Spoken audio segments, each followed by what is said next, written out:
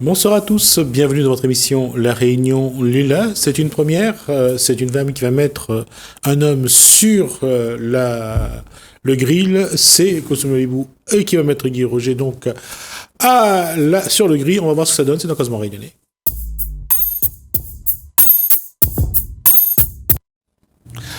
Bonsoir Cosmo Libou. Bonsoir Gismi. La préparation a duré 2 mois je crois. Oui. Bonsoir Guy Roger. Bonsoir Gismi. Alors on va parler du livre du dernier sorti. Non, c'est pas le dernier celui-là, mais c'est l'avant-dernier. C'est l'avant-dernier. Voilà. Moi j'ai pas lu le dernier, mais c'est de l'avant-dernier. Le dernier, ça s'appelle Métamorphose. Ah ok.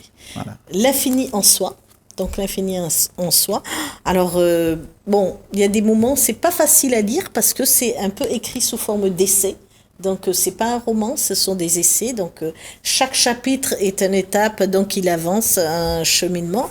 Alors donc tout d'abord pour vous présenter, je sais que les téléspectateurs vous connaissent, mais avant vous étiez chef d'entreprise, c'est ça. Et après vous vous êtes mis à écrire. Oui, j'ai fait faillite. D'accord. J'avais plus de sous. Comme beaucoup d'adultes. On dit que quand tu n'as plus de sous, tu es malheureux. Mais moi, non. Ça m'a rendu heureux parce que j'avais plus de problème. Ah, d'accord. Donc, j'ai accepté cette vie. Et puis, je me suis mis à bien réfléchir. De tout ce qu'on vit. Est-ce que c'est ça la vie? Est-ce que c'est ça que j'aime? Est-ce que c'est ça que je veux? Et je me suis aperçu que non, c'est pas ça que je voulais. Je voulais être heureux. Oui, mais j'insiste là-dessus, Guy, parce que tu sais bien que là, on est dans un moment difficile. On a beaucoup de chefs d'entreprise qui sont en train de mettre la clé sous la porte. C'est ça. Et alors, comment on en vient à rentrer en soi, si j'ai bien compris le livre, et à se dire, ok, je fais une impasse là-dessus, j'essaye de tourner la page. C'est quand même, quand on a mis toutes ces économies, quand on a mis toute une vie dans son entreprise, je veux dire, et ce passage-là, c'est quand même quelque chose pour qu'on puisse comprendre, parce que là, il y a beaucoup de gens qui nous écoutent, qui vont peut-être... Oui, mais la vraie douleur, c'est que le problème de cette douleur que tu parles, c'est seulement parce qu'on s'est attaché à ce qu'on a fabriqué. Oui, on a fabriqué un monde de plaisir et de sécurité. En fait, mon entreprise, mon argent, je rentre tous les mois, ça va, tout va bien. Ma maison, mes crédits. Voilà, tout ça, tout va bien. Et quand tout ça s'effondre, il y a une terrible peur. Parce qu'on a peur de l'insécurité. On ne sait pas qu'est-ce qui va nous arriver. Mais ce n'est pas le problème, ça. C'est le problème.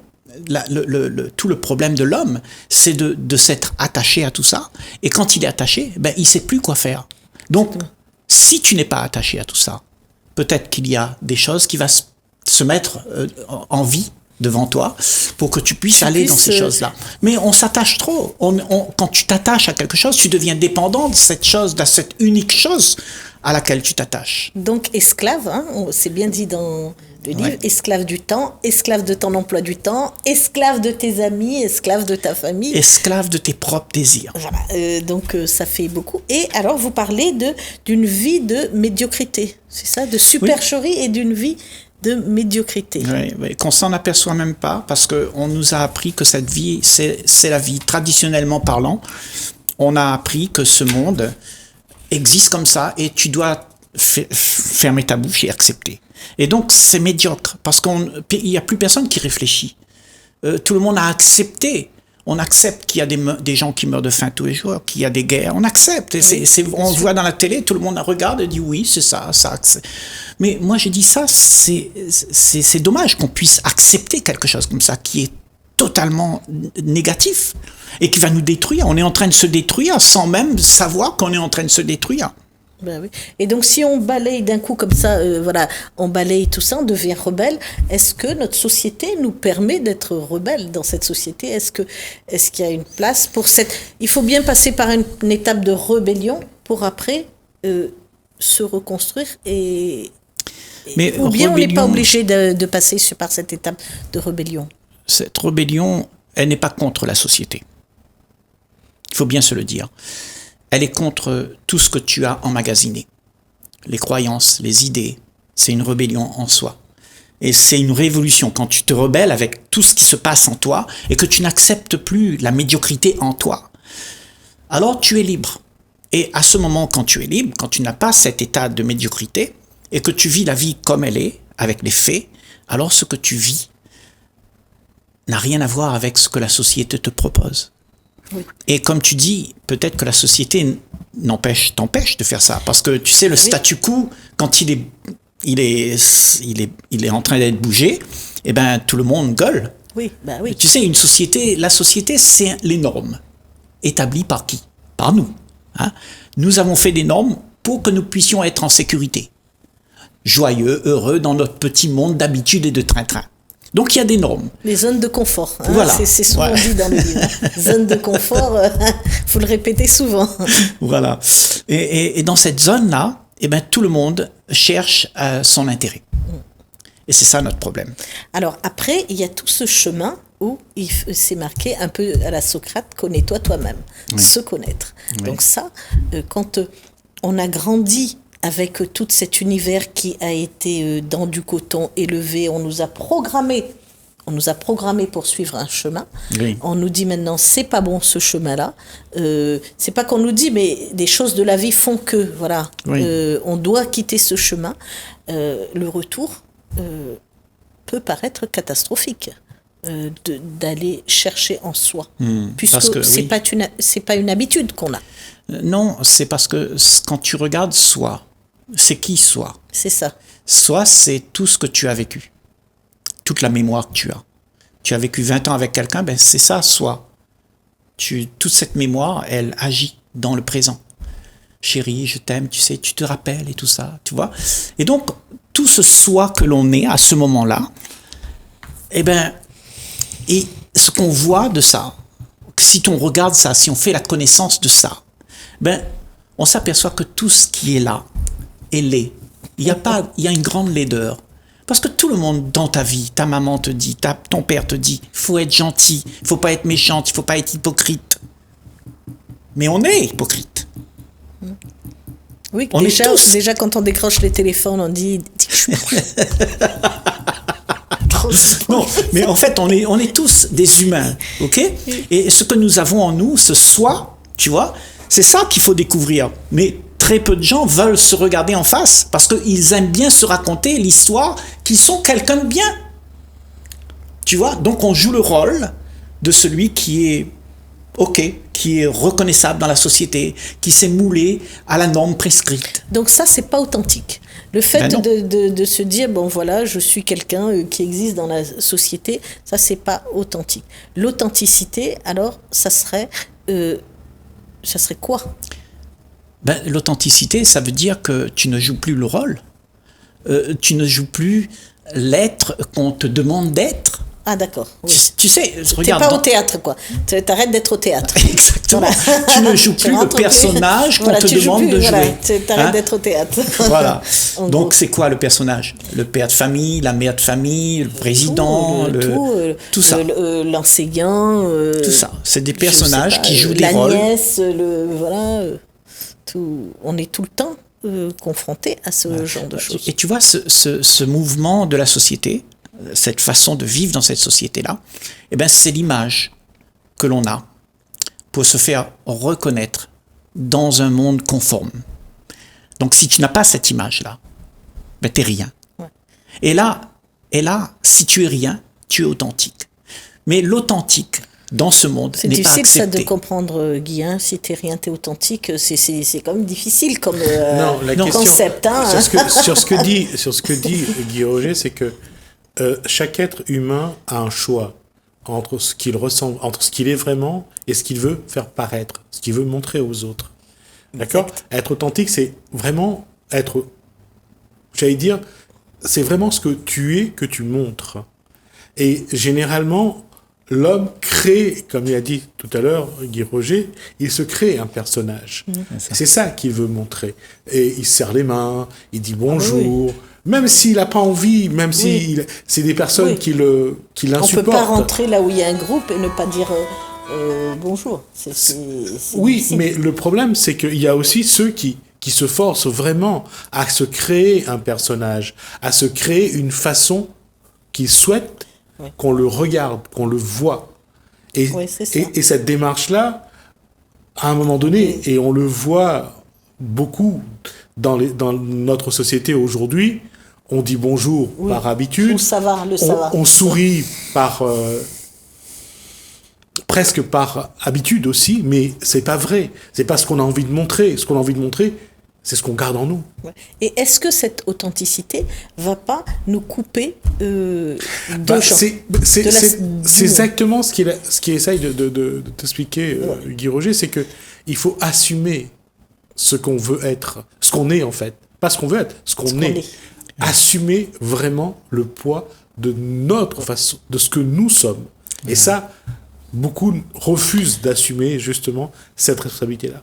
La peur de perdre des amis déjà et des parents. C'est ça. Oui, mais est-ce que c'est vraiment des amis? Oui, on peut se poser, évidemment. On peut se poser la question. On perd rien finalement. On gagne. C'est Nelson Mandela qui disait « Je ne perds jamais. Soit j'apprends, soit je gagne, soit j'apprends. » Et c'est vrai que quand on regarde l'infini soit la question, le titre de ce livre, c'est ce qu'on est. Est-ce qu'on sait vraiment qui on est? Comment connaître ce qu'il y a vraiment en nous, ce qui fait ce que nous sommes? D'autant que ça évolue. Bah oui. Alors, c'est une bonne question, Gismi, tu vois, parce que soi, ce que on est, tout ce que nous connaissons de soi, c'est ce que nous vivons. Et c'est tout un paquet de mémoires, un paquet d'histoires que on se raconte. C'est ça, soi. Maintenant, ça, c'est le soi qui est inventé. Mais qu'est-ce qu'il y a au-delà de tout ça? C'est quelque chose que tu ne peux pas mettre le doigt dessus, parce que c'est infini. On ne peut pas comprendre ça. C'est indisible. Mais ce que tu peux comprendre, c'est tes actions de tous les jours, tout ce que tu vis faussement, tous les mensonges que tu te racontes. Ça, tu peux comprendre. Et ça, c'est soi aussi. Mais c'est le soi que tu dois éliminer. Les besoins égocentriques, quoi. Exactement. On n'a jamais autant inventé des vêtements, notre façon de nous habiller, de nous maquiller, d'être. On se cache sous des couches et des couches de choses parce qu'on veut que les gens voient cette image de nous. C'est ce que nous faisons. Mais oui. Mais qui sommes-nous? Quand il n'y a pas de paraître qui est du vent, il reste la réalité. Oui. Et cette réalité, elle n'est pas palpable. Le paraître est palpable. Le paraître est matériel. Parce que tu prends du matériel pour montrer ce que tu aimerais voir. Mais au-delà du paraître, il n'y a rien. Et c'est ce que nous sommes. Et c'est ça qui est difficile. Bien sûr, d'accepter que tu n'es rien par rapport à tout ce que le monde te demande d'être. Puisqu'on ne nous a pas conditionnés comme ça. Exactement. C'est difficile, ça. Dans ce cas, ça veut dire qu'on doit se conditionner différemment. On doit s'auto-conditionner différemment. Oui. Mais est-ce qu'on a envie de le faire? Alors, ce que tu appelles auto-conditionner, qu'est-ce que tu entends par là, Gismi? Être soi-même.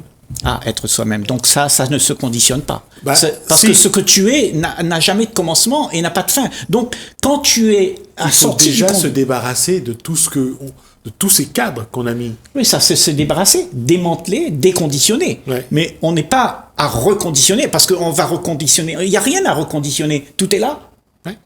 Mais quand je dis s'autoconditionner, c'est se déconditionner. Déconditionner, oui. Alors, vous écrivez, donc à la page 19, « La souffrance est telle que le lâcher-prise devient un soulagement. » Il y a quand même 3 grosses notions de lâcher-prise, de souffrance et de soulagement. Alors, ce sont 3 étapes qui devraient se suivre pour pouvoir donc acquérir notre soi authentique. Quand tu réalises que tu n'as pas besoin d'être celui qui se donne une image, quand tu n'as pas besoin, quand tu réalises que tu lâches tout ça, tu lâches cette envie de paraître, c'est un soulagement.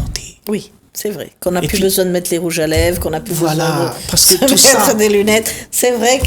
Tout ça, c'est une souffrance Là, quelque c'est- part. oui, On oui, s'habille oui. de choses que nous ne sommes pas, et Oui. ça nous fait souffrir. Peut-être inconsciemment, les gens ne voient pas, mais c'est une souffrance dans le monde, que tout le monde n'est pas vrai. On souffre Oui. de Alors, ne pas être vrai. Pour rester sur le paraître, donc vous avez quand même un paraître particulier, on a dû vous le dire. Je ne suis pas la première qui vous le dit. Continue. Oui. Donc,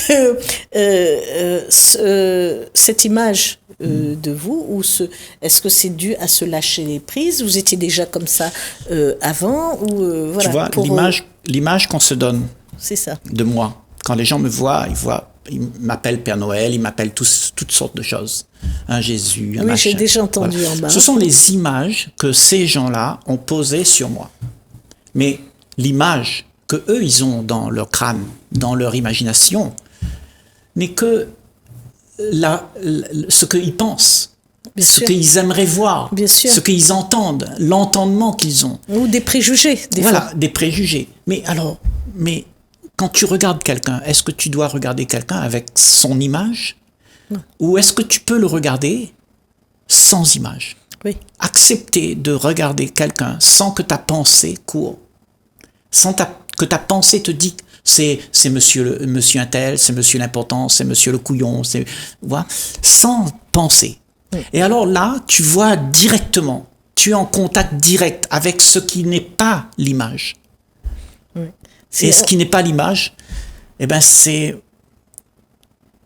un moment dans nos vies où on rentre en contact l'un avec l'autre, sans les flouritures, sans les apparences. Il n'y a pas d'apparence, donc on est en contact. On devrait peut-être être un peu plus aveugle, peut flouter un peu le sens de la vue Oui. pour pouvoir peut-être développer les autres sens. Non? Oui, je vois ce que tu veux dire. Ouais. Ben oui, parce que ce sens de la vue qu'on a quand même les hommes, enfin les hommes et les femmes, c'est toujours la première... Bien sûr, parce que c'est ça le conditionnement. Oui. On nous a tous conditionnés avec depuis que tu es toute petite, sûr, on te bien dit mais sûr. ça c'est un verre, ça c'est la terre, ça c'est ceci, et tout ça, ça rentre dans ta tête. Tu emmagasines des choses, et quand tu regardes le monde, tu vois le monde comment? Avec ce que tu connais. Oui, ce Tu que dis vous- ça c'est un arbre, ça c'est une femme, ça c'est un monsieur, ça c'est celui-là, ça. Et puis en fait tu ne vois rien, tu ne vois que ce que tu connais. Ce que vous appelez l'emprisonnement des esprits. Que Voilà, nos esprits l'emprisonnement des esprits dans le connu sont- Voilà. que C'est nous ça. avons. Ouais, Tu vois. Exactement. Eh ben, dis donc, il y a encore du chemin. Hein. La question, elle est, pour aller dans ce que dit, dans ce qu'écrit, entre autres, Guy Roger dans son livre, c'est à un moment donné, il faut sortir de la vision Oui. de l'être humain. Est-ce qu'il a une barbe? Est-ce qu'il a une moustache? Est-ce qu'il a des cheveux? Il n'y a pas de cheveux. On fixe l'individu aujourd'hui sur cette image-là. Exactement. D'accord? Ouais. Mais si on le regarde sans Oui. nous s'arrêter à l'image de son physique, comment est-ce qu'on le voit? Ah bah oui. On verrait un esprit qui est sage, un éveilleur de conscience, on verrait autre chose. Avant d'acquérir, avant d'être surpris. Et puis c'est vrai pour nous tous, hein, je pense. Que Exact, c'est vrai exact. pour, quand les gens J'allais te me dire. voient, peut-être qu'ils ont aussi d'autres préjugés. On va pas faire de l'élitisme, tu Oui, vois. oui, bien On sûr. est tous capables d'être ce qu'on est. Et quand tu es ce que tu es, il y a une clarté. Et cette clarté, c'est ce qu'on tend tous à vouloir, parce que c'est la seule chose qui peut nous sauver, qui peut nous libérer de tout l'emprisonnement dans lequel on s'est mis, tu vois. Et ça, peu importe qui tu es sur la planète Terre, tout le monde a droit à ça. C'est ce que vous appelez l'harmonie. À un Oui. moment, il faut parler d'harmonie homogène que tout le monde peut... Ouais, on peut atteindre atteindre. cet état, mais l'harmonie, ça ne se passe pas à l'extérieur de Oui, soi. c'est à l'intérieur. Ouais, c'est quand tu es en harmonie avec toi-même, que tu n'es plus en difficulté avec ce que tu aimes et ce que tu aimes, avec ce que tu es et ce que tu aimerais être. Quand tu n'es plus en bise-bise avec ça, ben il y a l'harmonie. Tu n'as plus de conflit. Il y a plus de conflit. Et à ce moment-là, l'esprit voit les choses dans la réalité. Et cette réalité ne cause pas de problème dans nos vies. Parce que si je te vois en tant que Miss Réunion, et je regarde l'autre là-bas, elle n'est pas Miss Réunion, ben il y a quelqu'un qui se sent mal. Bien sûr. Parce que j'ai comparé. Oui. Mais un tel esprit ne compare pas. Mais- Ne compare rien. Il accepte de regarder les choses telles qu'elles sont, sans juger. Alors, est-ce qu'on peut parler de concepts philosophiques? Est-ce qu'on peut parler que Non, Voilà. non, c'est une réalité. Moi, je fais pas de la philosophie. Oui, non, mais Ok. je sais bien. C'est pour vraiment séparer. Oui. Parce que à la lecture de l'essai, là, des fois, on a tendance à se dire, ah bon, ça part un petit peu, puis non, c'est recadré, on revient sur autre chose, et donc on sent bien qu'on n'est pas dans la philosophie. Voilà. Philosophie, ça veut dire l'amour pour la vérité. Et c'est bien d'avoir un esprit philosophe, de philosopher sur les choses, de regarder. Parce qu'on apprend de la vie. Mais ce qu'on parle là, ce n'est pas une philosophie, c'est la réalité. C'est pas quelque chose que tu dois trouver, c'est quelque chose qui est là. Et ce qui est là, c'est à vivre. C'est pas quelque chose que tu pourras vivre un jour, peut-être. C'est à vivre. Oui. Mais Pardon, quand pardon. tu dis je pourrais vivre un jour, c'est parce que tu es prisonnier de ton carcan et tu as peur de sortir de là pour être différent de ce que la société t'a demandé d'être. Et alors, ce que tu es, alors, à ce moment-là, tu es rebelle. Et tout le monde te regarde comme une Ah rebelle. ben, oui. Merci à vous. On a déjà dépassé le temps qui nous est imparti. En tout cas, on voit que ça, à moins de revenir pour continuer, Oh ben, ça sera avec plaisir. ça On sera va à voir vous, ça. à vous de choisir. Merci Koulsoum Lolibou et merci également à Guy Roger pour ce moment. Merci. On marque une pause, on se retrouve juste après.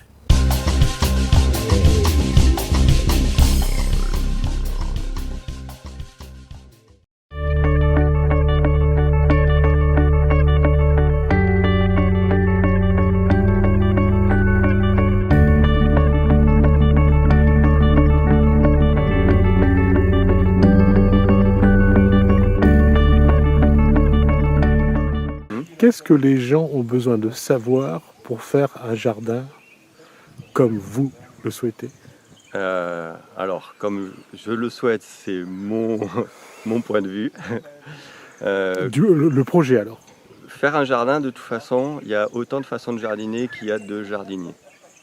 La seule chose qui rassemble tous les jardiniers, c'est les jardineurs, Les jardiniers. les jardiniers, on va y arriver.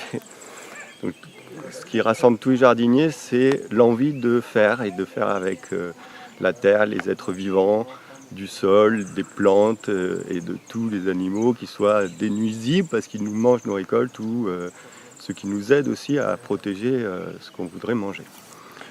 Donc, Qu'est-ce que vous avez à apprendre aux animateurs, aux jardiniers qui souhaitent apprendre de nouvelles connaissances?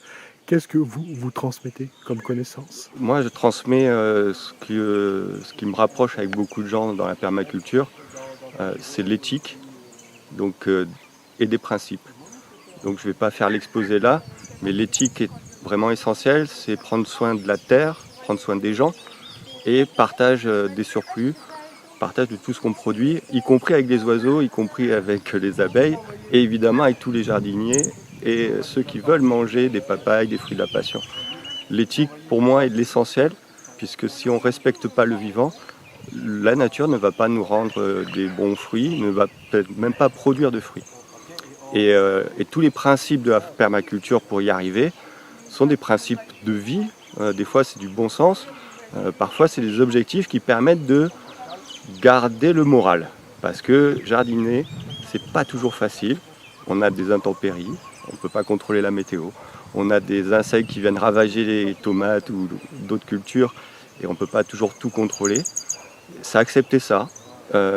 C'est aussi vouloir une production. Voilà, il y a beaucoup de principes qui permettent d'avoir des façons de fonctionner, notamment celui de pas de déchets.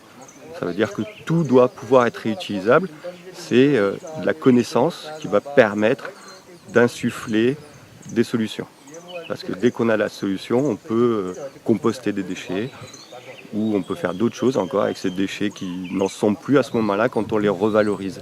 Et le jardin est une très bonne école pour redécouvrir les systèmes naturels qui permettent tout ça, de fonctionner et de le reproduire dans le jardin. C'est ça toute la difficulté du jardinier et de jardiner. Et c'est avant tout de rendre le respect de ce qu'on produit et l'amour du vivant. S'il y a une chose que je veux transmettre, c'est celle-là. Et la volonté de bien faire, ça vient avec la connaissance et être curieux. On ne sait pas tout d'un coup, on ne sait pas tout à la fin de sa vie, mais tout ce qu'on a appris au cours de sa vie, qu'on a expérimenté et même su améliorer, souvent on le tire de la leçon de la nature, de l'observation. Et c'est tous ces petits principes qui font un édifice au final, qui vous permettent d'avoir ce que vous voulez dans votre jardin. Et c'est ça que j'aimerais donner comme envie, y compris aux animateurs qui vont accompagner des enfants et aux enfants eux-mêmes et à tous ceux qui veulent jardiner. C'est d'y aller avec le cœur.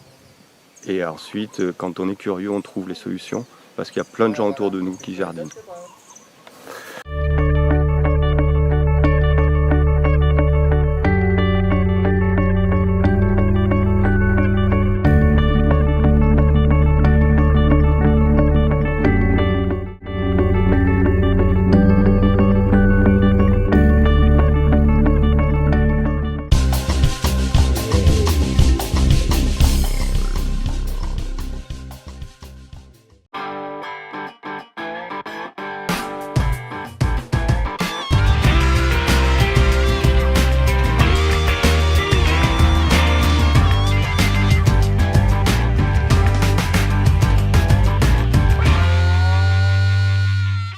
Quand vous parlez d'engagement citoyen, qu'est-ce que vous voulez dire? Pour moi, l'engagement citoyen, c'est l'action quotidienne qu'on fait pour changer la société ou notre mode de vie dans lequel on est. C'est-à-dire que voilà, pour moi, c'est important pour chaque jeune d'aujourd'hui, dans les défis importants qu'on doit faire face, d'être engagé citoyennement. Et voilà. La question est toujours la même pour un jeune ou pour une jeune, c'est de savoir qu'est-ce qu'il peut faire parce qu'il est jeune, parce qu'il n'a pas de moyens, comment il peut s'engager vraiment.